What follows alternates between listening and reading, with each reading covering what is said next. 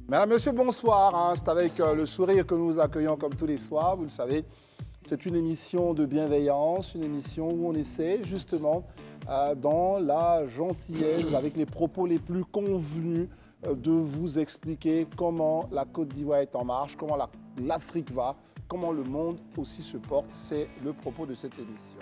Depuis quelques jours, on entend cette information économique, c'est le saviez-vous, avec les imbrications économiques dans notre espace de vie, la CEDEAO, l'UEMOA, avec justement des investisseurs très importants qui viennent du Burkina qui investissent en Côte d'Ivoire, des investisseurs assez importants qui sont du Mali qui investissent en Côte d'Ivoire, la Côte d'Ivoire qui fait sa production, qui va justement inonder les marchés maliens, burkinabés et autres. Voyez-vous, notre destin est lié et vraiment à tous les fauteurs de division, nous vous disons que vous avez amplement échoué. La vie des peuples est un vrai témoignage que nous sommes faits pour rester ensemble. C'était donc mon petit mot pour ouvrir cette émission. Bonsoir Christelle. Bonsoir André, j'espère que vous allez bien ce soir. Ça va plutôt bien, ouais. Bonsoir chez vous et merci en tout cas de nous rejoindre. Comme André l'a dit, la vie des peuples est liée et justement nous parlerons des peuples, des populations de GESCO encore une fois. Oui, bien sûr. Et pour en parler, nous allons recevoir en première partie un homme de droit. On le présentera tout à l'heure. Et en seconde partie, le premier vice-gouverneur du district d'Abidjan sera là, évidemment, pour répondre à nos différentes questions, pour apaiser, surtout apaiser, trouver des solutions pour les populations qui sont en difficulté en ce moment. Notre plateau est 7. Marius Como est présent, bonsoir. Bonsoir Daouda. Christelle, bonsoir André. Avec beaucoup de plaisir, on reçoit Sarah qui revient. Bonsoir Sarah. Élisée Boloubeu, bonsoir. Bonsoir Christelle, bonsoir André, bonsoir chers amis, bonsoir chers téléspectateurs. Et justement, au retour, je vous présenterai notre invité qui parlera de droit. A tout de suite.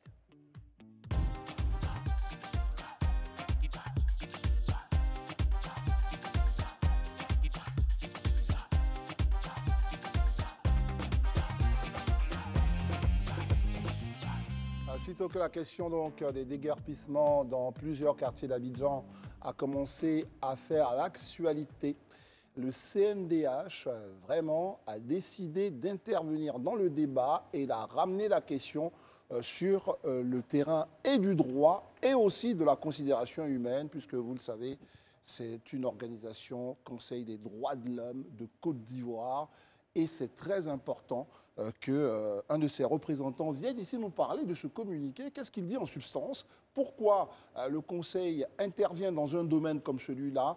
Et quels sont les éléments que nous pourrions regarder ensemble avant justement de poser ces différentes questions au premier vice-gouverneur, comme vous l'avez dit, qui va essayer de nous répondre sur l'action globale du district. Tout à fait, en seconde partie d'émission. Mais pour l'instant, nous avons beaucoup de plaisir à recevoir M. Oka Thierry. Bonsoir. Bonsoir Christelle. Vous êtes le chef de département droit civil et politique au CNDH. Revenons un peu sur l'environnement du communiqué avant de parler de droits de ces populations-là. Merci Christelle. Je voudrais d'entrée dire merci à votre télé qui s'intéresse à cette question assez importante. Au nom de Madame la Présidente, je voudrais dire merci à votre organe qui a bien voulu nous inviter. Le contexte est celui des déguerpissements. On l'a constaté aussi bien à GESCO, mais bien avant, des mises en demeure ont été distribuées aux populations dans des délais assez courts. Et aujourd'hui, par-delà le quartier de GESCO, on convient avec nous vous convenez avec nous que bien des quartiers sont aujourd'hui impactés. C'est dans cette dynamique que nous avons voulu produire cette déclaration qui a été largement diffusée. Absolument. Pour exprimer clairement la position du Conseil national des droits de l'homme qui vient ici sur ce plateau parler non pas seulement des droits, mais des droits de l'homme.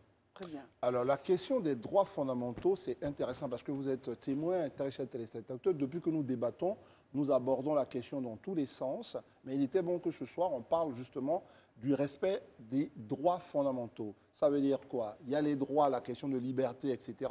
Mais il y a aussi le droit des populations à être accompagnées, à se loger, à se soigner, etc. Et ces droits fondamentaux-là font partie, évidemment, c'est le cœur du propos du Conseil national des droits de l'homme. Et à ce niveau-là, vous pensez qu'ici, on n'était pas loin, ou du moins, c'est vous qui allez nous le dire, est-ce qu'on était dans une forme de violation quand même de certains droits fondamentaux de nos compatriotes? André, vous l'avez dit, dans ce genre de circonstances, vous conviendrez avec moi que les droits fondamentaux, ce que nous appelons aussi des droits basiques des populations, n'ont pas été observés. À l'occasion de cette opération que nous ne condamnons pas, je veux dire, dans le fond, parce qu'on nous a fait dire que c'est pour l'embellissement de la vie d'Abidjan, des gens sont dans des conditions précaires, mais nous, conformément à notre mandat, nous interpellons toute autorité à l'effet de faire observer de façon préalable les droits de ces populations. Conviendrez avec moi que quand on détruit des maisons, c'est naturellement le droit au logement qui est bafouillé, le droit à la propriété, le droit à la santé. Et conviendrez avec moi aussi que même par ricochet, le droit à l'éducation, le droit à la vie lui-même. Le droit à la vie, parce qu'il y a des personnes impactées qui ne tombent pas peut-être sous les gravats, mais l'influence de la démolition de leurs maisons, de 40 ans de vie, les conduit à des maladies qui les emportent, bien malheureusement. Très bien. Alors, quand on dit ça, aujourd'hui, quelle est la voie de sortie? Parce que la situation, enfin, les images sont là, les faits sont là, les droits dont vous avez parlé ont été bafoués. Selon vous, que dit le droit? Comment sortir de cette trappe? Ben, que dit le droit? C'est une opération de déguerpissement. Ce n'est pas la première. La Côte d'Ivoire en a connu depuis belle lurette. Ni la dernière. Voilà, ni la dernière, vous conviendrez avec moi, et qu'il y aura des opérations. Mais ce que le droit dit, et que le Conseil national des droits de l'homme voudrait dire, c'est de faire ces opérations dans le strict respect des mesures.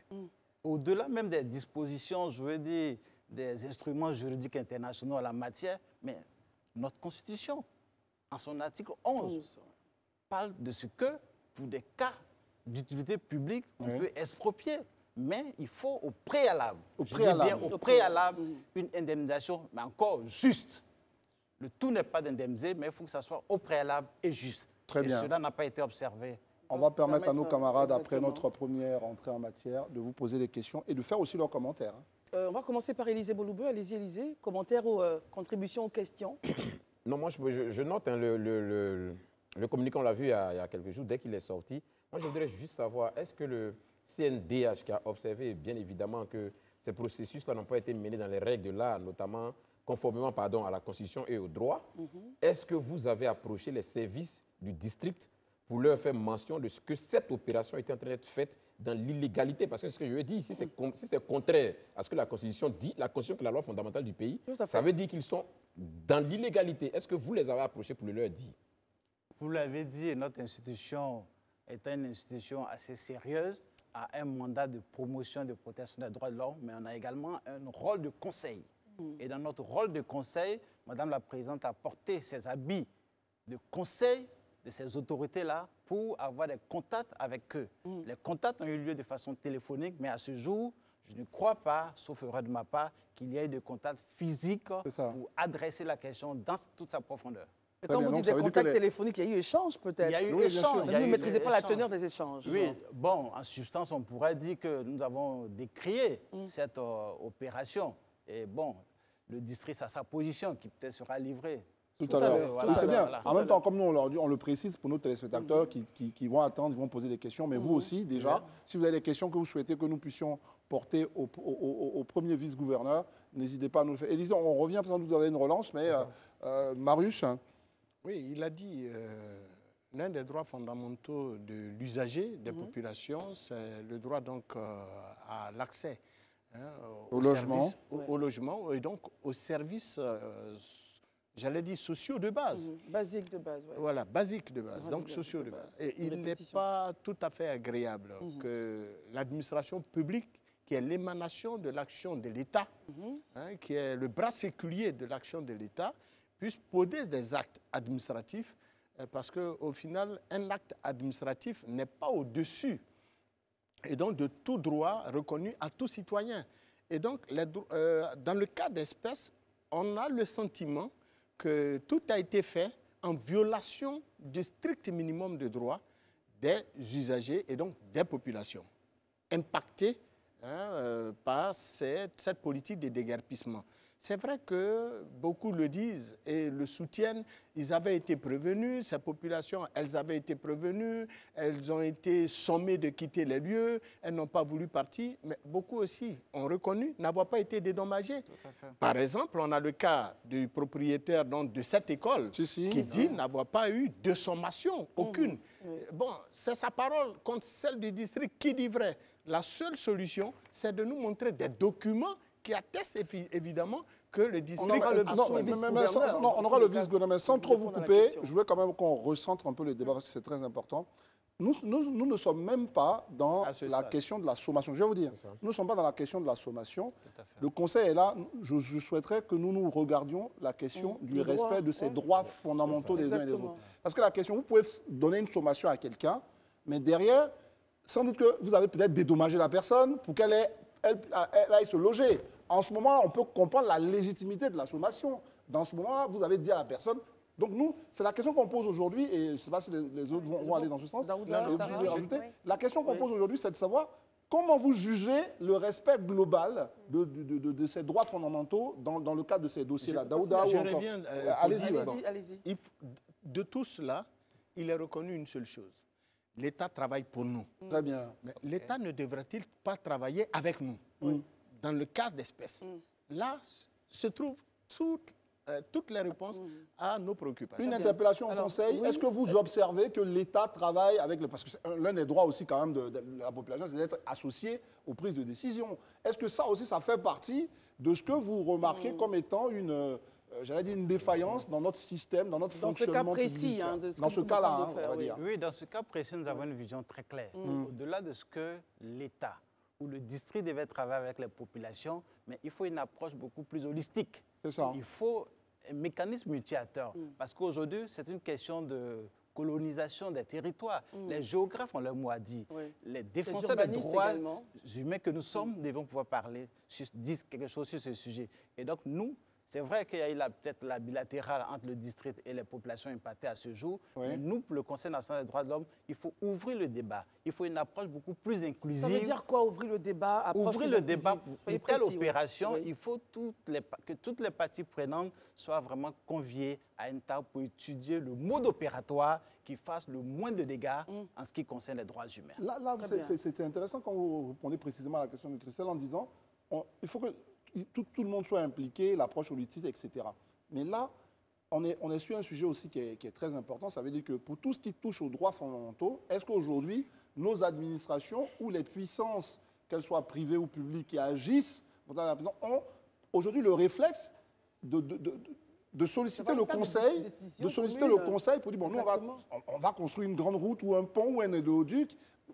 Est-ce que ça, c'est une approche qui commence à prendre cœur dans notre façon de faire? André, vous enfoncez une porte ouverte parce que je pense que dans notre mandat, aujourd'hui, en tant que structure de conseil, les administrations devraient pouvoir avoir ce réflexe. Et même quand des lois sont examinées à l'Assemblée nationale, il est bon d'envoyer ces lois-là pour que le regard de l'Institution nationale des droits de l'homme soit apporté. Nous émettons des avis. Et donc, c'est une bonne éducation, c'est une bonne discipline institutionnelle d'inviter toutes les institutions. Mais quand ce n'est pas fait, est-ce que vous sollicitez cela? Quand ce n'est pas fait, est-ce que nous travaillons dans les limites de notre mandat? Très bien. Très bien, on comprend. Sarah? Oui, j'aimerais peut-être sortir un peu de la discussion autour de la mauvaise communication, de ceux qui ont été indemnisés ou non, et me recentrer un petit peu sur les droits de ces populations. Tout à l'heure, vous avez mentionné, vous disiez l'article 11 de la Constitution, c'est un article précis, et vous parliez de ce qui est juste. Est-ce que, du coup, pour se rapprocher un petit peu des raisons de ces opérations, quels sont les objectifs déclarés de ces opérations du point de vue des autorités et pourquoi aujourd'hui ce n'est pas suffisant pour justifier justement ces opérations d'un point de vue du droit de ces populations?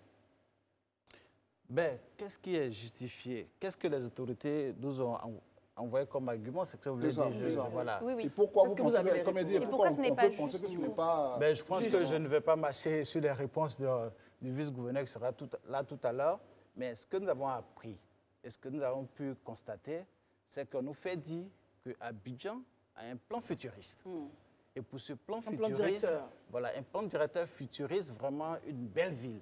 Et pour faire cette belle ville-là, il faille casser, je veux dire casser les œufs pour faire les omelettes, mais faire attention que la coque ne se retrouve pas dans l'œuf. Et donc, pour nous, c'est vrai que des éléments sont donnés comme ça pour justifier l'action, je veux dire, du district à ce jour. Mais pour nous, je pense qu'il faut vraiment un dialogue pour comprendre véritablement les raisons qui vraiment poussent le... Oui, parce qu'on parle aussi de sécurité, Oui, etc. merci Sarah. Oui, c'est vrai, je pouvais revenir sur la question de la sécurité. Il n'y a pas que la beauté. Hein. Oui. Ça peut être juste, j'ai envie de dire, mais il y a des moyens de faire, il y a des façons de faire, et ces populations, comme vous le dites très bien, ont aussi des droits. Donc, quelles sont, selon vous, les mesures qui auraient dû être prises pour organiser ces opérations de manière plus juste? C'est la concertation par excellence. Comme vous l'avez dit. Il faut se concerter avec les populations. Toutes les questions doivent être mises sur la table. La question du caractère anarchique, caractère illégal, la question de la sécurité. Aucune question ne doit être tabou. Il faut mettre toutes les questions sur la table et les adresser une à une et trouver des solutions collectives. Très bien. Daouda. Monsieur Oka, après tout ce que vous venez de dire et après tout ce qui a été dit autour de cette table, je pense que le mal est fait. Oui, il est fait. Il est déjà fait. Vous, en tant qu'homme de droit ou bien organisation de droits de l'homme, quels sont les recours légaux pour les personnes déguerpies qui sont victimes de cette situation-là, si je m'en tiens à ce que vous avez dit? Tout à fait. Effectivement, vous posez une très belle question parce que le mal est déjà fait et ça se constate par tous. Les recours légaux, il en existe. Parce qu'il s'agit de quoi? Il s'agit de populations qui vivent sur ces sites. Et ces populations, il faut pouvoir le serrer. Parce que parmi ces populations, il y a des personnes qui détiennent des titres. C'est ça. Oui. Il y a certaines qui n'ont pas de titres. Oui. Mais Il y a même des encore, locataires. ceux qui n'ont pas de titres, il y a quand même des voies de recours. C'est des citoyens. Ils ont Les des droits, tribunaux bien sûr. sont là. Ils peuvent s'organiser et saisir les tribunaux au niveau national. Et même au niveau de la CEDEAO, ils peuvent également saisir la Cour de justice. Il y a des voies de recours qui s'offrent aux populations. Est-ce qu'ils seront aidés justement par rapport aux finances pour tout ce qui est action de droit? Est-ce qu'il y a des pistes de solutions? Oui, il y a des pistes de solutions. Au niveau national, il y a l'assistance bien. judiciaire, mais bien. également au niveau de la CEDEAO, nous, c'est notre mandat d'accompagner ces populations. Très Nous leur avons promis d'être avec elles jusqu'au bout. Ça, c'est intéressant, puisqu'on parle on évolue bien sur la question. C'est votre mandat, après Élisée, qui à côté va réagir, il bouillonne. C'est de savoir, est-ce que finalement, vous, en tant que Conseil national des droits de l'homme, vous constatez que la justice a de plus en plus des décisions en faveur des victimes de l'action publique? Est-ce que dans notre système, parce qu'à un moment aussi, vous, votre rôle, les droits de l'homme, c'est aussi que la population croit que la justice est là pour tous. Bien sûr. Est-ce que, et pour tous, ce n'est pas juste les puissants, machin, mais l'administration publique, quand elle fait des erreurs, est-ce qu'on constate de plus en plus que notre justice donne raison ou donne droit à ceux qui se disent victimes de l'action de l'État? André, convenez avec moi qu'au niveau du Conseil national des droits de l'homme, nous sommes respectueux des institutions. Très bien. Et notre justice est crédible, à notre sens. Oui. Il y a que les populations ont eu une attitude à ne pas croire à la justice. Ça, je tiens aussi à le dire. Comment on fait À ça? désespérer. Mais justement, comment on fait Justement, c'est là que Comment on fait notre justement rôle... pour faire changer la chose? Ouais. les Pour faire choses changer la donne, c'est nécessaire. Parce qu'aujourd'hui, l'appareil judiciaire est là. C'est vrai, par le passé ou sous d'autres cieux, c'est bien un défi de rendre la justice. Mais pour nous, Conseil national des droits de l'homme, nous devons d'encourager les populations à utiliser les voies de recours, à ne pas désespérer, car notre justice vraiment mérite d'avoir confiance en elle. Il faut essayer. Très bien. Alors, Élisée, et ensuite je vous poserai une question. Élisée, D'accord. allez-y. Là, on se rend compte que le Conseil national des droits de l'homme a un rôle plus ou moins consultatif, je veux dire de conseil. Bien sûr. Est-ce que vous ne pensez pas que pour donner plus d'allant à la mise en œuvre, je veux dire, des droits humains en Côte d'Ivoire, est-ce qu'il ne serait pas bien de changer de mandat pour le Conseil, passer vraiment à une entité qui soit à mesure d'aller, de surpasser la question juste de conseil, et puis engager si éventuellement des poursuites ou je sais pas, des actions qui soient de nature à permettre aux citoyens C'est-à-dire, lambda de Élisée pouvoir se être dans ses saisir droits. elle-même, c'est cela? Que le Conseil se saisisse elle-même? Non, j'ai bien, pas compris, même, pas forcément. j'ai bien compris la question et je suis très heureux. Parce que le Conseil national des droits de l'homme a une histoire. On était commission, nous ça, c'est sommes la au Conseil, commission. il y a une évolution. Vous pensez que c'est une évolution qui peut arriver à une évolution où vous pouvez rester en justice au nom justement du bien public ou du bien humain? Citoyen, on va dire. C'est notre rêve. Ok. On s'en remet au législateur. Très bien. Le temps de vous en remettre aux législateurs. Vous avez été sur le terrain. Est-ce que vous avez constaté que les familles qui étaient donc à la rue, est-ce qu'elles ont trouvé d'autres familles d'accueil? Comment ça se passe? Elles dorment où? Ça se passe comment? Justement, sur la question, je voudrais pouvoir réagir. Pour dire aujourd'hui, il y a deux catégories. Oui. Il y a les personnes impactées directement, mais il y a des personnes impactées de façon indirecte. Parce qu'il y a des familles aujourd'hui qui se trouvent dans l'obligation d'accueillir une quarantaine de personnes. Okay? Ces personnes ne vont pas dormir sous les ponts de tout temps, mais les connexions familiales font qu'aujourd'hui, vous pouvez en accueillir chez vous. Et donc, vous êtes une personne impactée de façon indirecte. D'autres sont dans des écoles, c'est dommage. Et comment les autorités répondent-elles en ce moment à ces préoccupations? Est-ce que vous êtes en communication avec eux pour savoir comment ils prennent la mesure de... Tout à fait, nous sommes en communication avec les autorités, notamment celles de la commune de Yopougon, que nous avons rencontrées. Ils font mains et pieds pour vraiment donner un soutien aux populations. Mais il faut faire davantage. Il faut faire davantage. Daouda? Moi, en fait, quand je vous ai écouté longuement, mon problème, c'est que je sais que la commission, pour la côtoyer, c'est que vous prenez souvent du temps pour mener des études sur le terrain et après donner des conclusions. Mais pour le cas spécifique de GESCO et de Boribana et des autres communes, je vois que ce n'est pas le même temps qui a été pris pour mener ces études-là. Donc, sur quoi s'est fondé vos études, vos analyses, pour que vous en arriviez à ces conclusions-là? Lesquelles?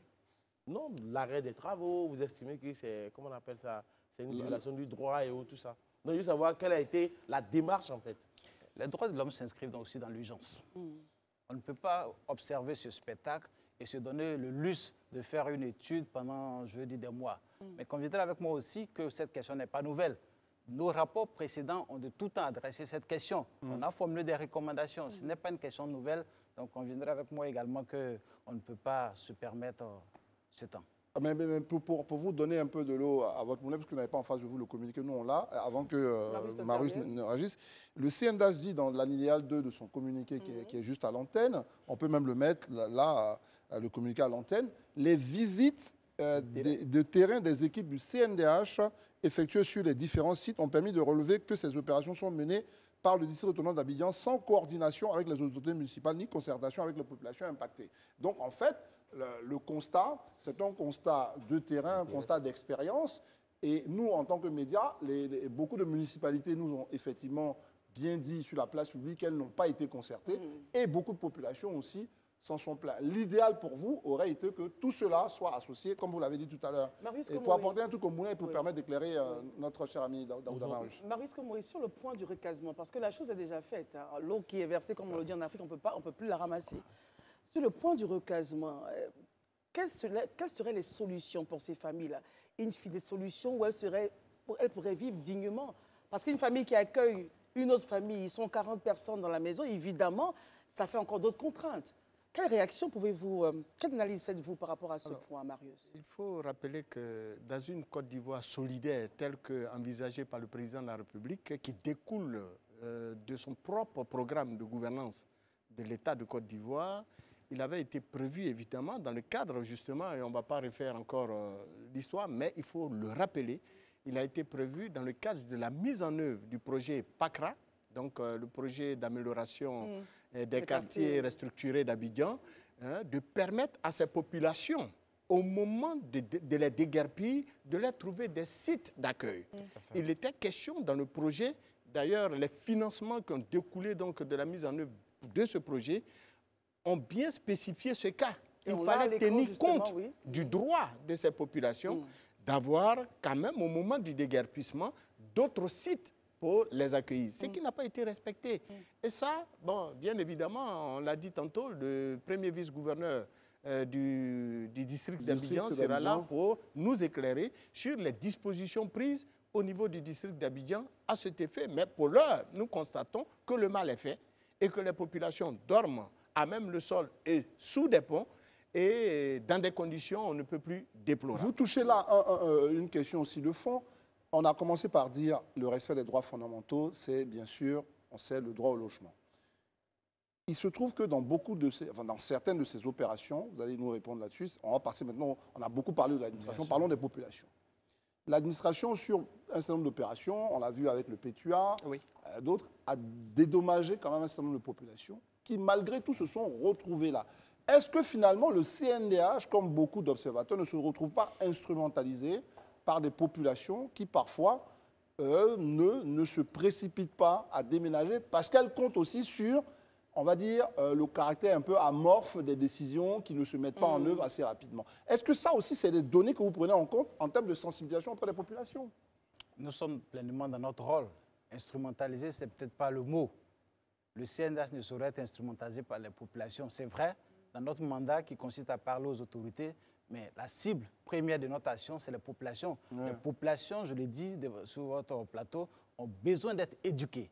Parce qu'on a beaucoup de documents, on a beaucoup de faits, des populations qui, pour d'autres opérations, ont été indemnisées, sont parties, sont revenues coloniser ces sites, ont même vendu les terrains à leur octroyés par l'État. Et donc, il y a un problème de discipline de nos populations. Il convient de le dire et d'en assumer.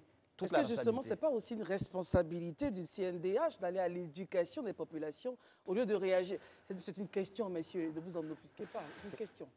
Donc, je m'adresse à vous, monsieur Oka. Non, parce que vous êtes là, vous. Monsieur Oka, je vous aide. Oui, avec ma consoeur. Ce que vous dites, nous, on regarde vers le législateur. Est-ce que là aussi, tel que ce qu'elle dit, la question, ça ne peut pas vous permettre de regarder vers le législateur pour que vous ayez une force aussi de mobilisation de nos concitoyens? Exactement.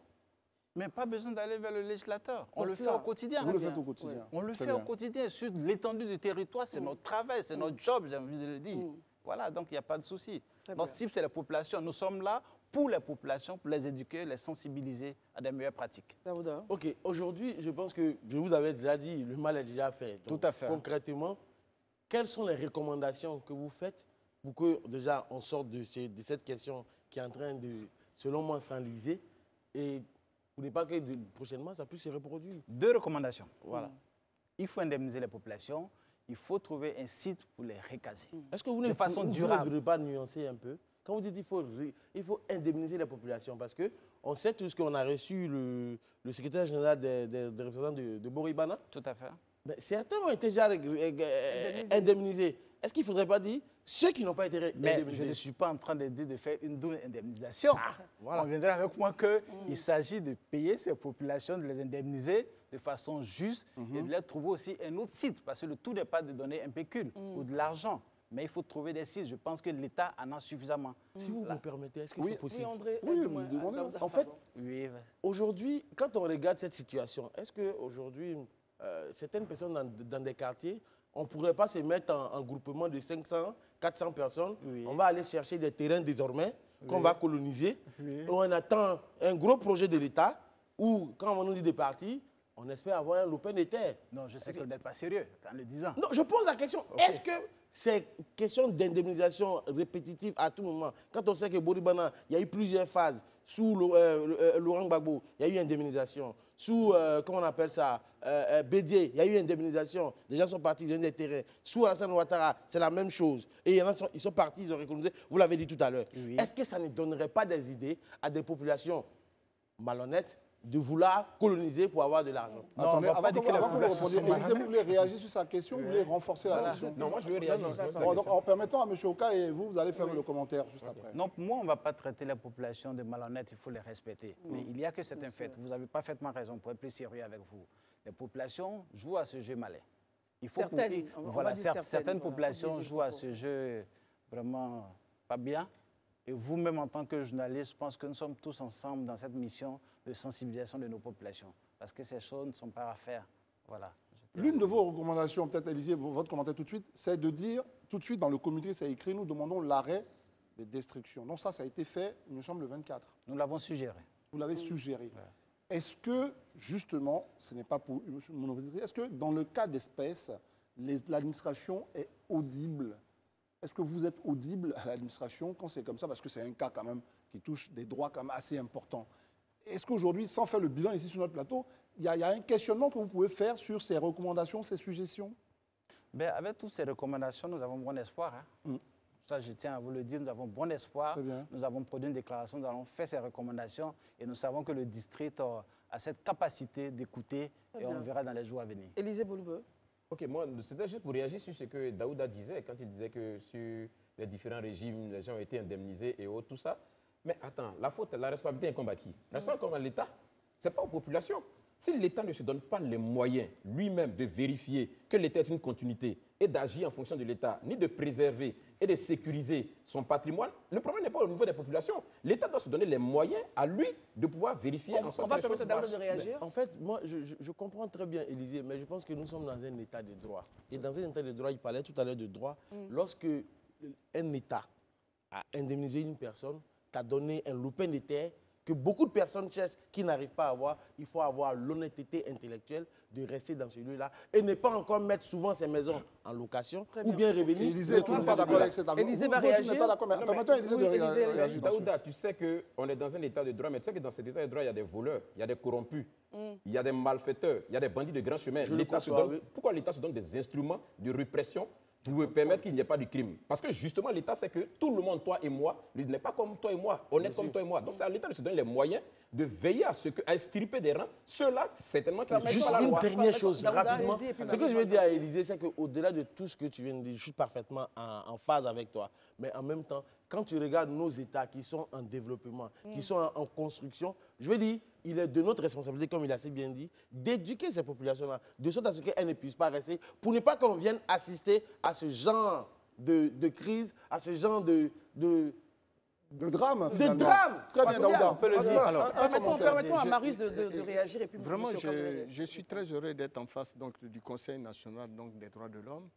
Et une des préoccupations qui taraude notre esprit, c'est la gestion même de la chose publique, dans l'intérêt des populations. En tant que leader d'organisation de la société civile, vous savez très pertinemment que notre pays accueille sur son sol et dans le partie septentrionale de notre nation, eh bien, des frères de la sous-région dont les pays connaissent des difficultés, pour lesquels d'ailleurs l'État a construit des maisons en dur et leur a octroyé même des services sociaux de base, l'eau, l'électricité et tout ce qui va avec.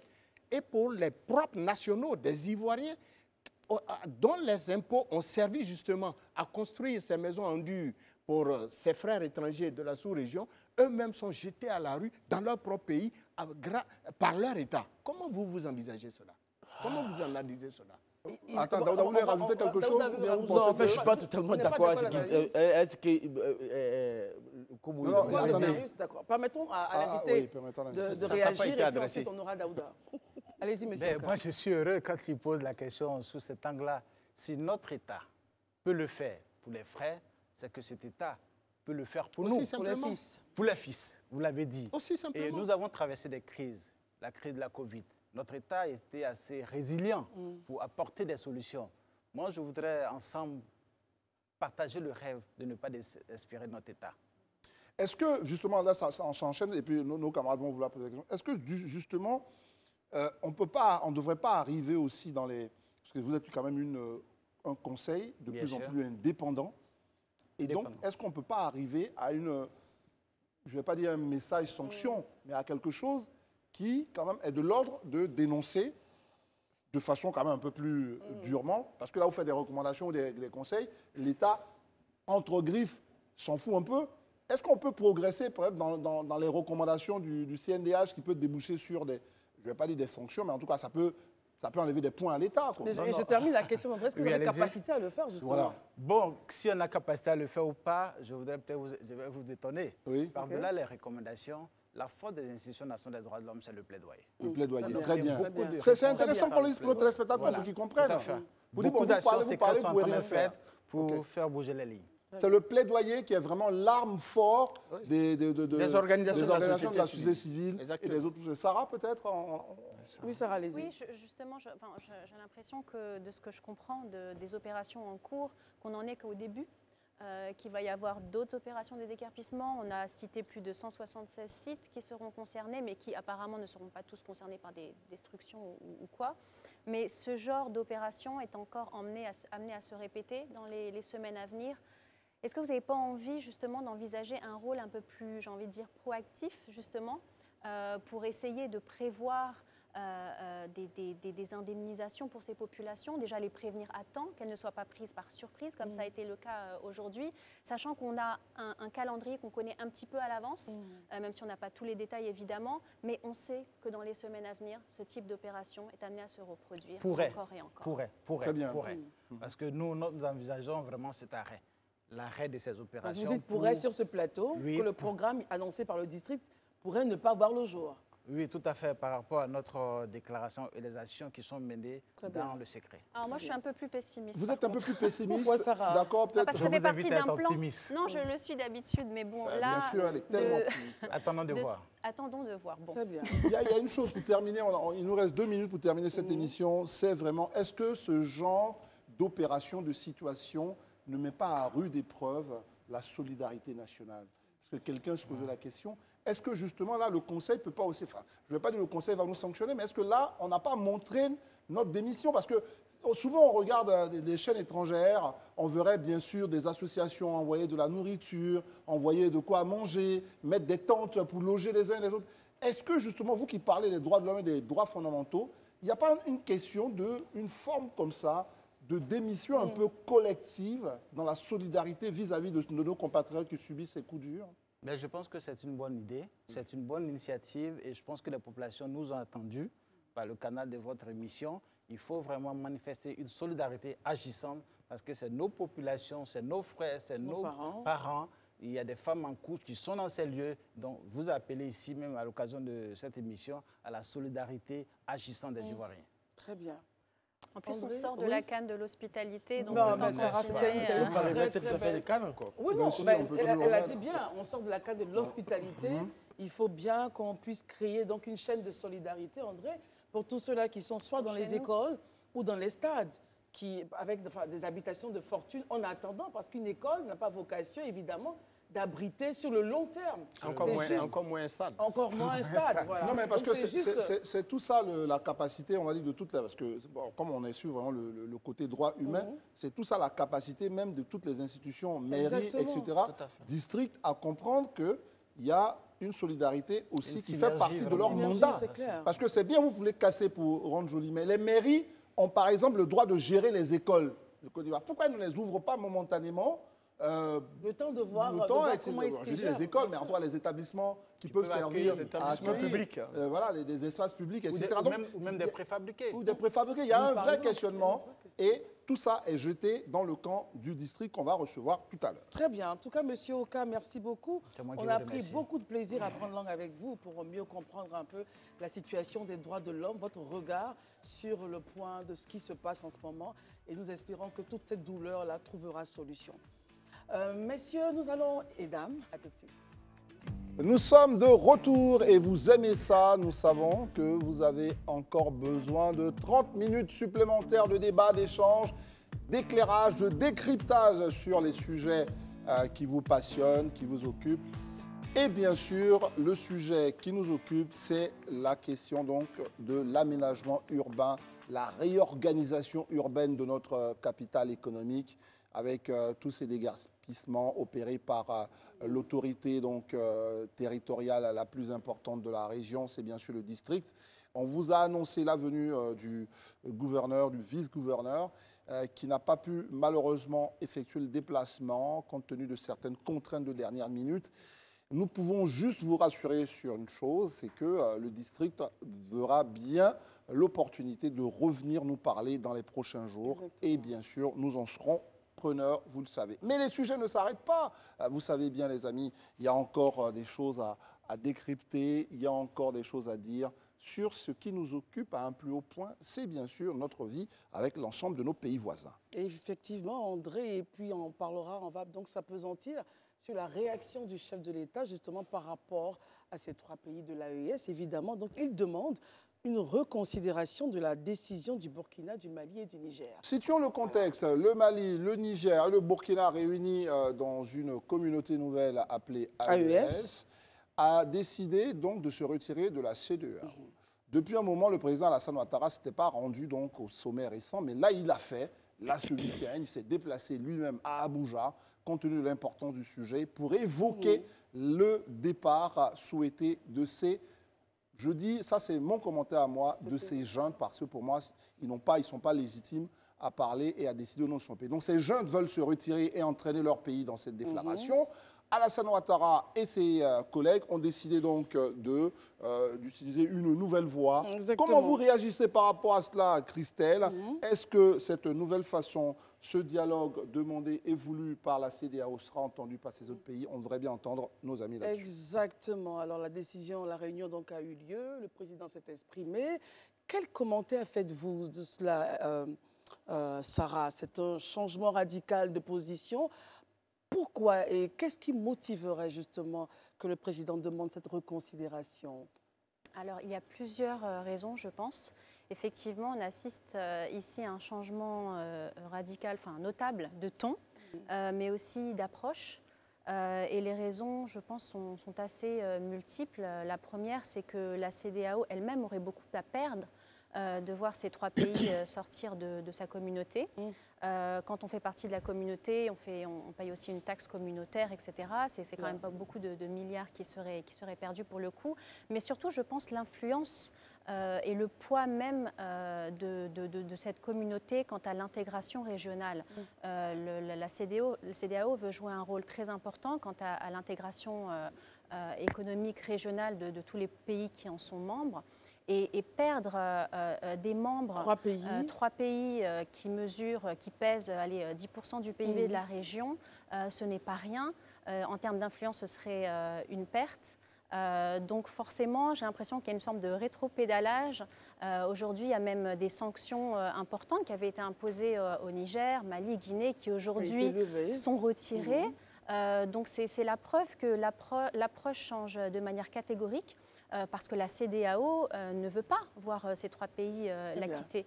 Et je pense qu'elle a aussi été accusée d'une sorte de deux poids, deux mesures ces derniers temps, où elle a vraiment attaqué et a fortement sanctionné les pays où il y a eu fustiger les coups d'État militaires, j'ai envie de dire, mais a été un petit peu plus laxiste sur les abus démocratiques des présidents élus. Je ne citerai pas les pays. Donc c'est ce deux poids, deux mesures qui a été fortement critiqué. Et du coup, je pense qu'il y a une forme d'embarras quant à sa position vis-à-vis de ces trois pays. Je voudrais quand même vous permettre de garder un moment la parole et réagir quand même sur vos propos. Vous, ce que vous nous dites, la perte... je ne sais pas, de votre analyse, serait plus importante pour les autres pays que pour les trois pays en question? Non, elle serait évidemment très importante pour le Mali, le Burkina Faso et le Niger d'un point de vue économique, mais en même temps, tant qu'ils restent au sein de l'UMOA, ils gardent tous les privilèges de circulation de marchandises et des personnes, etc. Après, la logique veut qu'ils sortent aussi de l'UMOA, mais pour le moment, ce n'est pas le cas. Donc évidemment, en termes d'influence, se rendre compte que ces trois gros pays sortent de la communauté, sachant qu'il y a plein de projets régionaux qui pourraient bénéficier à tous les pays, dont ces trois pays-là, évidemment que c'est une perte également pour la CEDEAO. Très bien. Élisée Boloubeu, après l'analyse que vous allez faire de la décision donc, des chefs d'État de la CEDEAO, qu'est-ce qui, selon vous, aurait motivé cette décision du chef de l'État à inviter ses pairs à reconsidérer donc la décision, à faire en sorte que les trois pays puissent reconsidérer leur décision, Élisée Boloubeu? Moi, je pense déjà que c'est une réelle politique. C'est-à-dire que le chef de l'État, a commencé par lui, le président Alassane Ouattara, ainsi que ses pairs ont compris, et ils ont regardé, ils ont vu la situation. Ils sont face à un constat. Il faut donc s'adapter à la situation. Déjà, dans le communiqué, ils expliquent, le communiqué qui sanctionne le sommet. Voilà, ça s'explique clairement. Les motivations sont toutes connues. Au-delà de tout ce que les gens peuvent dire, je vais juste citer quelques-uns. Ils disent aujourd'hui qu'ils ne veulent pas que ces trois pays-là quittent la CEDEAO. Pourquoi? Parce que déjà, ces trois pays-là, aujourd'hui, bénéficient des projets financés par la CEDEAO à hauteur de 500 millions de dollars. Donc, déjà sortir, c'est ne plus bénéficier de ce financement et c'est arrêter ces projets qui sont déjà entamés pour certains. Donc, c'est déjà un problème. Ce serait un désastre pour la population. Ça serait un désastre et pour les populations et pour l'organisation également. Ils vous disent, par exemple, ici aussi, qu'il y a des projets évalués dans ces différents pays-là qui sont autour de 321 milliards, dont 9 au Burkina Faso, 8 au Mali et 10 au Niger.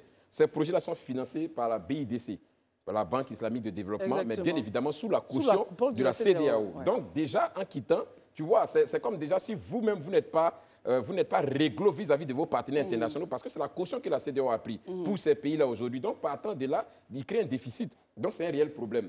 Deuxièmement, ils disent, par exemple, qu'aujourd'hui, dans l'organisation sous-régionale, la CEDEAO, on a 77 fonctionnaires issus de ces 3 pays-là. Donc, pardon, 130. Pardon, 77 du Burkina, 23 du Mali et 32 du Niger. Sortis de cette organisation, c'est-à-dire ces 130 personnes-là quittent l'organisation, perdent l'emploi au niveau de la CEDEAO. Donc, l'un dans l'autre, sans compter l'aspect économique. Aujourd'hui, quoi qu'on dise, il y a des échanges qui se passent. C'est peut-être dans un sens à l'avantage d'un pays, dans un autre sens au désavantage d'un autre pays. Mais toujours est-il que ces échanges-là permettent aux populations, ils garantissent cette libre circulation dont elle parlait, des populations, des biens et autres, tout ça. Aujourd'hui, sortir de la CEDEAO, c'est remettre tous ces acquis-là en cause. C'est remettre vraiment tous ces acquis-là en cause. Et est-ce que justement, les présidents, après avoir analysé la situation, estiment que ça ne sera pas avantageux? Non pas pour les dirigeants. Les dirigeants, pour la population, un pays, les dirigeants vont passer. Même ceux aujourd'hui qui sont en train de prendre la décision au niveau de la CEDEAO, ils vont passer demain, il y aura d'autres personnes. Donc, ce n'est pas forcément pour les dirigeants qu'on le fait, mais c'est pour les populations. Et sur cette base-là, donc, les autorités de la CEDEAO, les chefs d'État ont décidé de continuer de poursuivre la négociation et éviter éventuellement. Mais ils disent dans le communiqué à la fin qu'ils prennent aussi leurs dispositions au cas où, au terme de 1 an, ils maintiennent leur décision de parti, que les dispositions soient prises pour éviter... Et préciser, Élisée, que les 1 an, c'est ce que les textes de la CEDEAO disent pour se retirer de l'organisation. Très bien. Exactement. Très bien. Pour mon propre commentaire, étant donné que la CEDEAO, c'est la CEDEAO des peuples, je pense que les décisions de ces jeunes devraient être considérées comme nulles et non avenues. Bon, ça c'est mon commentaire à moi. C'est le commentaire. Daouda, est-ce que finalement, parce que le fond du problème, ce n'est pas la décision de ces jeunes-là, le fond du problème, de mon point de vue, c'est l'acceptation du coup d'État. Parce que la CEDEAO a engagé toutes ces sanctions éventuelles, enfin pas éventuelles, toutes ces sanctions sur la base des coups d'État qui sont des blessures que des gens ont opérées dans le cœur de leur propre pays. Est-ce que finalement la CEDEAO qui aujourd'hui se rébiffe n'est pas en train de dire que de toutes les façons les coups d'État, chacun peut les faire, au final on va faire avec? Non, mais dans tous les cas, je pense que Sarah, quand elle parlait d'une sorte de rétropédalage, ce n'est pas une sorte de rétropédalage, c'est un rétropédalage. Parce que quand on regarde toute la batterie des sanctions qui a été prise contre le Mali, contre le Burkina, contre le Niger, mais qui a été levée. Donc du coup, sans effet. Donc la CEDEAO, il n'y a pas eu d'effet. Donc en fait, la CEDEAO aujourd'hui, en gros, quand on regarde, on a l'impression d'avoir dans les mains une coquille vide.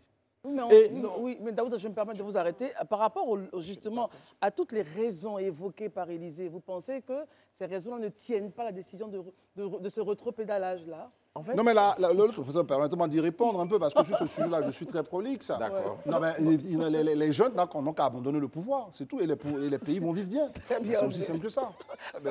En fait, ce que j'essaie de dire, en fait, c'est qu'à la vérité, vu tout ce qui a été pris comme décision par la CEDEAO, qui n'a pas abouti, au contraire, au lieu que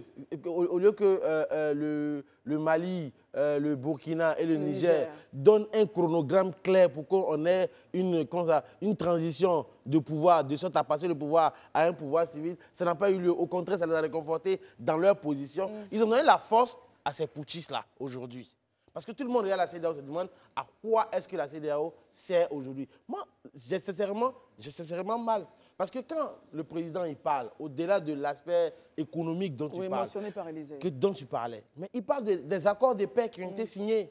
Aujourd'hui, ces 3 pays dont on parle sont enclins à un terrorisme exacerbé qui ne dit pas son nom. Mais en sortant de la CEDEAO, mais clairement, il n'y a plus de collaboration entre l'AES et la CEDEAO. Donc finalement, on est tous en danger. Donc chacun va essayer de se protéger comme il peut. Et pourtant, s'il reste simplement, on peut se mettre ensemble pour aller à des solutions. Élisée n'est pas d'accord du tout. Mais en fait, excuse-moi, mais quand j'ai écouté Daouda, je pense qu'il dit une chose et son contraire. Parce que quand tu dis que ce que la CEDEAO a pris comme décision vient conforter les putschistes et que ça n'a abouti à rien, chose même d'ailleurs qu'ils contestent, parce que si on a levé des sanctions, chose qu'ils ont appelée de tout leur vœu depuis un bon bout de temps, s'ils ont levé des sanctions, aujourd'hui, on peut faire l'état des lieux de ce que ces sanctions-là ont eu comme impact sur la population. Même les gens qui vivent là-bas te le diront exactement. Ils ont senti les effets de cette sanction. Donc, on ne peut pas dire que ça n'a rien donné.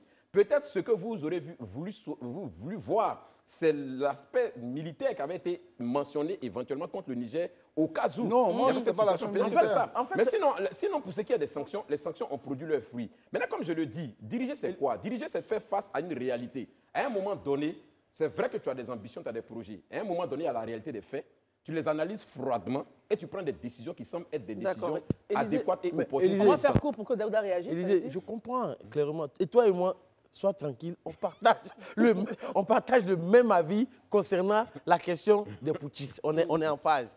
Ce que j'ai dit, et que tu dois entendre aussi, c'est que toutes les décisions qui ont été prises par la CEDEAO, même si aujourd'hui, effectivement, les populations, ça a un effet sur ces populations-là, mais quel est l'effet que ça a eu sur les putschistes en question? Les Assimi Goïta. C'est de ça qu'il se question. Le pouvoir a été consolidé. Le pouvoir a été consolidé aujourd'hui.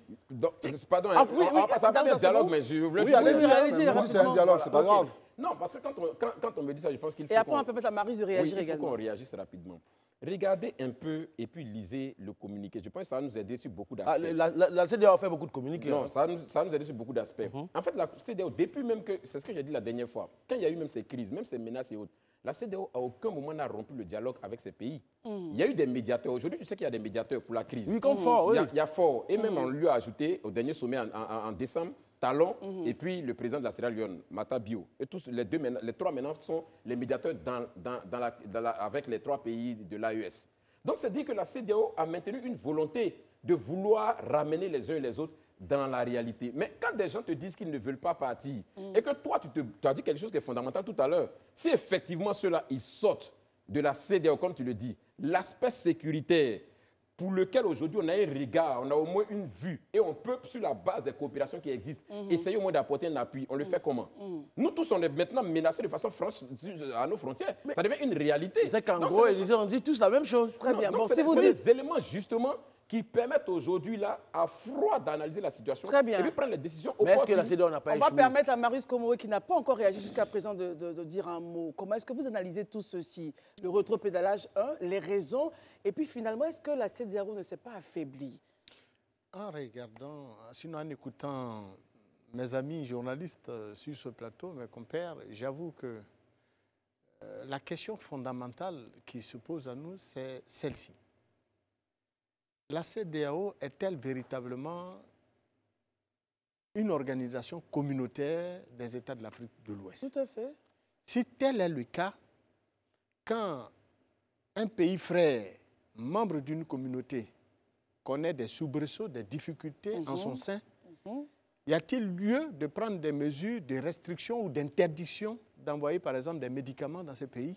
Y a-t-il lieu d'empêcher ce pays d'avoir au niveau économique, au niveau financier, les moyens nécessaires? Je parle en tant que leader de la société civile. Vous parlez en tant que leader d'opinion, je vous précise. Parce que quand on n'a pas de médicaments dans un pays... Attendez, je vous donne la parole, ne vous inquiétez pas. Élysée dit de lire les communiqués. Les communiqués portant sanction de la CEDEAO ne portent pas sur les médicaments. Les médicaments et certains produits de première nécessité sont exclus des sanctions.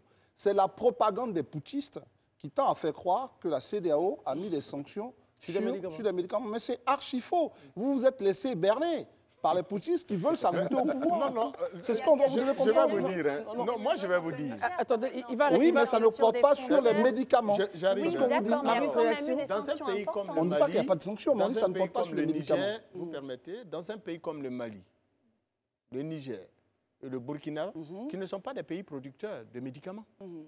Comme nous, il ne faut pas l'oublier. Oui, allez-y. Si, en Côte d'Ivoire, tu produis des médicaments. Mais au Burkina, au Mali et au Niger, il n'y a pas de médicaments. On n'en produit pas du tout. Oui, pour en arriver, on en exporte. Oui, d'accord. L'intégralité de leur consommation en médicaments vient d'ailleurs.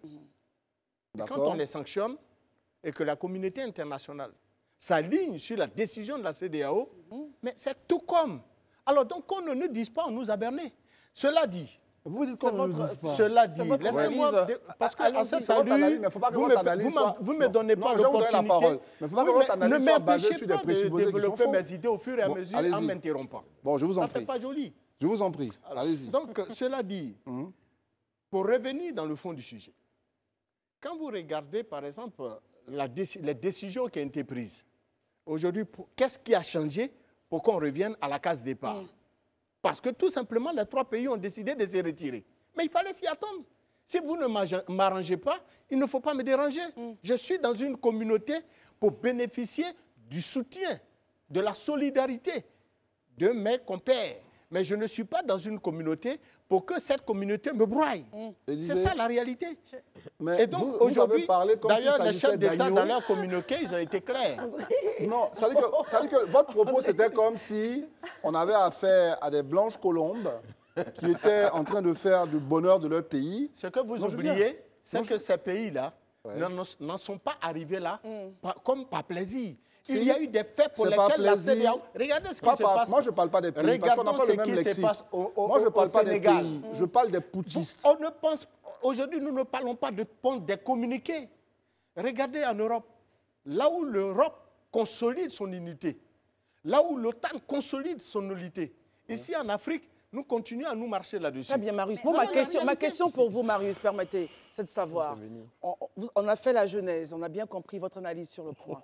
Avec la nouvelle situation de reconsidérer, de faire en sorte que ces 3 pays puissent reconsidérer leurs décisions, pensez-vous que ces chefs d'État, donc envoyés les médiateurs, pourront réussir leur mission? La CEDEAO est financée par qui? D'abord, demandez-vous. Tout comme l'Union africaine. Nos organisations sous-régionales et africaines sont financées par qui? Par l'extérieur. Mais là n'est pas encore le débat. Alors non, mais si tu en tiens compte, tu comprendras aussi également la géopolitique. Vous répondez à ma question. Donc, pour être clair, on ne peut pas avoir pris des décisions de sanctions. On n'a rien, nous. On dit, bon, ils sont allés, ils ont évalué au cours d'une réunion, et puis ils ont décidé de lever les sanctions, et puis le monde continue. Donnant l'opportunité, là, ils nous disent c'est par rapport à des questions sécuritaires liées justement à la question du terrorisme, du djihadisme et autres, mais également à des questions d'ordre économique.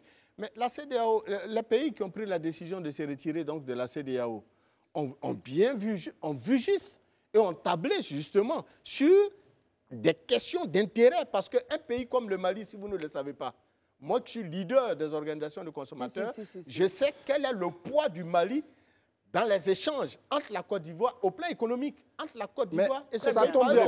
On va vous donner, vous donner les dernières informations.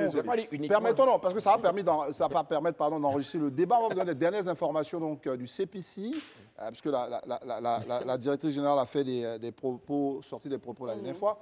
Les investissements directs étrangers pour l'année 2023 en Côte d'Ivoire, on a 5% en provenance du Burkina d'investissement en Côte d'Ivoire. On a le tableau que peuvent voir nos téléspectateurs. Évalué à 50 milliards. 50 milliards. On a donc 30 milliards en provenance du Mali.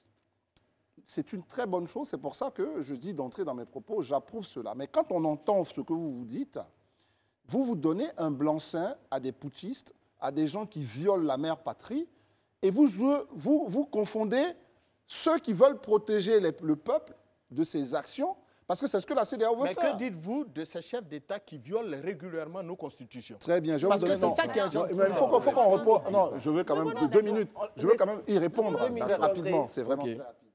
La question est simple. Les chefs d'État qui violent la Constitution peuvent être contestés dans la rue. Et c'est ce que font le Sénégal. Non, ne riez pas. Je vais commencer à goûter. L'exemple même est montré au Sénégal où on empêche les gens même de contester. Non, je vais vous écouter et je vais vous dire... Même au Sénégal, on empêche même les populations mais ce n'est pas grave. Je vais douter même de votre capacité à être un leader d'opinion. Parce que si vous pensez que ce sont les armes avec lesquelles il faut lutter dans une démocratie, il y a un problème. Dans la démocratie, on conteste dans la rue. On vous dit, mais il faut retenir une chose, M. André. Retenez une chose, que c'est des effets, des actions que nous posons qui engendrent des conséquences. Retenez ça d'abord. Quand vous violez régulièrement les constitutions de nos États, il ne faut pas s'attendre à autre chose. Très bien, on va sortir... Or, si nous respectons la voie démocratique de la gouvernance... Mais vous ne pouvez pas dire ça parce que vous soutenez les putschistes. C'est un problème. Mais justement, si vous on va soutenez d'abord... à quelqu'un d'autre de réagir, je vous en prie, parce que... On a vous bien êtes tellement compris, abouté dans votre position de... Non, pas du tout. Il faut surtout comprendre que les effets de non-respect de nos constitutions Entraîne des engendreront toujours des effets néfastes de ce genre. Mais les effets néfastes, ce sont des marches, ce sont des contestations, c'est la désobéissance civile. Par ceux qui refusent de Mais marcher. on utilise toujours des marches. Permettez à Élysée de réagir. En marchant où on vous tue? Oui, bien sûr. Marius, d'accord, bien merci. sûr. On vous aura compris. Sarah, réagissez. On vous aura Juste compris. par rapport au débat. C'est bon, André, je on pense est que- revenu. Non, Bon, Sarah va réagir. Je pense vraiment que la question là, André, pardon, ce n'est pas vraiment est-ce qu'on est pro-pushiste ou pas. Ben si. Non, Non, la du question c'est C'est de quoi? savoir, bon c'est mon opinion, la question c'est de savoir si on trouve que les mesures prises par la CEDEAO étaient justes ou pas au moment où ils les ont prises. Oui. Et la réponse est aujourd'hui, avec le recul, avec ce qui s'est passé au Sénégal, etc., on se rend compte que les sanctions qui avaient été prises ont été assez drastiques, notamment envers le Niger, Absolument. et complètement improductives et parfois même illégales. Inhumaines. Donc c'est pour ça qu'aujourd'hui, je pense, la CEDEAO vient avec une nouvelle approche qui est plus juste, prenant en compte les conditions voilà, de la population, parce que c'est elle qui est impactée. C'est quoi les mesures en les plus justes premier. là, que vous jugez justes? C'est quoi? Alors moi, je ne fais pas partie de la CEDEAO, je ne peux pas dire quelle mesure serait plus juste par rapport à une autre, mais je peux clairement dire que fermer des frontières, ce n'est pas juste.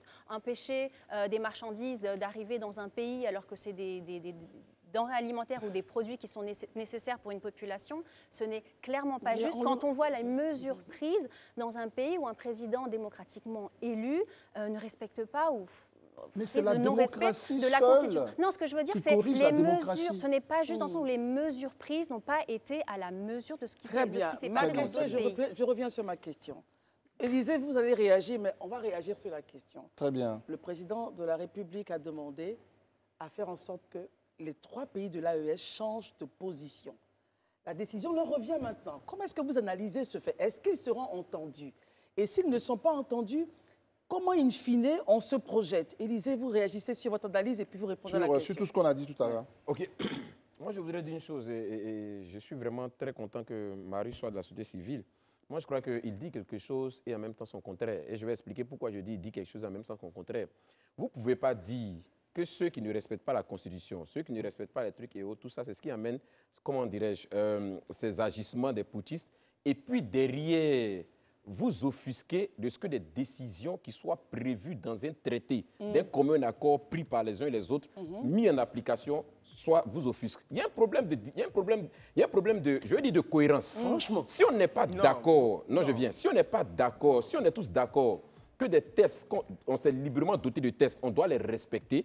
Donc, comprenons dès l'instant que les tests prévoient que quelqu'un les a violés, voilà les sanctions. Donc, acceptons que ces sanctions-là aussi soient mises ou soit édictées à l'endroit de cette personne qui a violé. Je vous répondrai que, acceptant que le respect de nos constitutions soit une réalité. Je finis. Marie, permettez qu'il Acceptons que Marie, le permettez respect qu'il- de vous allez parler. Marie, vous allez parler. Moi, Permettez qu'il finisse. je suis quelqu'un du principe. Hein. Moi, je ne suis pas un principe. Mais tout le monde je suis pas, non, je suis Attendez, pas. Marie, Marie, je vous ai pas donné la parole. je ne suis pas quelqu'un de principe à géométrie. Non, je ne suis pas un principe à géométrie variable. Ça veut dire que quand ça m'arrange, je vais à droite, quand ça m'arrange pas, je vais à gauche. Les tests, c'est les tests. On s'est doté des tests, on respecte les tests jusqu'au bout. Ce n'est pas parce que X a manqué le test qu'on dit. Non, non, ce n'est pas comme ça qu'on fonctionne. Deuxièmement, moi, je m'offusque un peu souvent d'entendre un certain nombre de commentaires comme quoi on a pris des mesures tellement drastiques à l'endroit des gens qu'aujourd'hui, on se rend compte que ces mesures n'étaient pas des mesures qui pouvaient apporter un résultat et puis on fait rétropédalage. Mais s'il vous plaît, quel sacrifice est plus important qu'une vie humaine? Mais la Côte d'Ivoire l'a fait pour le Mali. Est-ce que vous, aujourd'hui, là, dans votre mémoire, vous vous souvenez que plusieurs dizaines d'Ivoiriens sont morts au Mali à cause du djihadisme? Ça aussi, c'est quelque chose qu'on ne dit pas assez. Est-ce qu'il y a un sacrifice qui est plus grand que verser son sang pour quelqu'un? Mais la Côte d'Ivoire l'a fait. La Côte d'Ivoire a donné des armes au Burkina ici. Ça fait même pas plus de 1 an et demi. On est tous témoins de ça ici. Ça fait combien de milliards de francs CFA? On peut pas, tout ça, on passe à perte et profit. On retient juste que non, on a pris des sanctions, on a fermé des frontières et tout ça. Mais pendant qu'on y est, combien de Maliens sont venus mourir ici pour les Ivoiriens? Quand on était en situation difficile, il faut qu'on sorte aussi les bilans. Donc, arrivé à un moment donné, ne donnez pas. D'accord, oui, non, je viens. Ils étaient dans l'ONU. À un moment donné, il faut qu'on ait de la mesure. Les uns et les autres ont compris qu'il fallait qu'on aille au but. On va droit au but.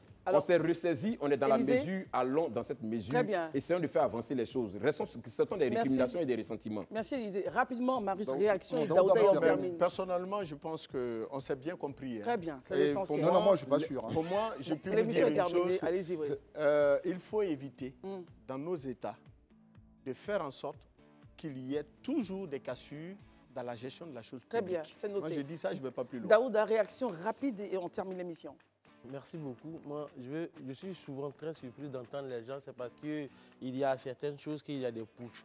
Dès l'instant que pour moi, on rentre dans ce genre d'analyse, je commence à me poser des questions. Parce que rien ne doit justifier la prise des armes pour avoir le pouvoir. Et ces gens aujourd'hui qui ont le pouvoir, quelles sont les décisions qu'ils prennent à l'endroit de ces populations? Des populations qu'ils veulent protéger. Ils disent qu'ils veulent protéger, mais ils prennent des décisions qui, aujourd'hui, vont créer une scission entre des peuples qui ont des liens séculaires. Faisons attention. Que ce soit M. Assimi Goïta, M. Ibrahim Traoré, M. Tiani, c'est des putschistes. Ils doivent rendre le pouvoir au peuple. C'est le peuple seul qui doit diriger, quelles que soient les mesures de la sanction, parce que c'est inscrit dans la loi, des traités qu'eux-mêmes ont signés. Si aujourd'hui ils veulent partir, bon vent à eux. Très bien, merci. Merci Daouda. C'est le sujet. C'est le sujet des peuples. Seuls les peuples ont droit de parole et de leur destin. C'est ce qui est inscrit dans toutes les chartes du monde. Ce n'est pas 3 personnes, soit-elles militaires, qui vont décider du destin de tout un peuple. C'est mon avis et je pense qu'on devrait démocratiquement se battre pour que partout, seul triomphe la démocratie. Voilà, mesdames et messieurs, notre émission est terminée. On se retrouvera demain. Marius, merci d'être venu. Daouda, Sarah, Élisée, André, oui, merci. Christelle, merci. On se retrouve demain. Et les programmes continuent sur Live TV. Bonsoir.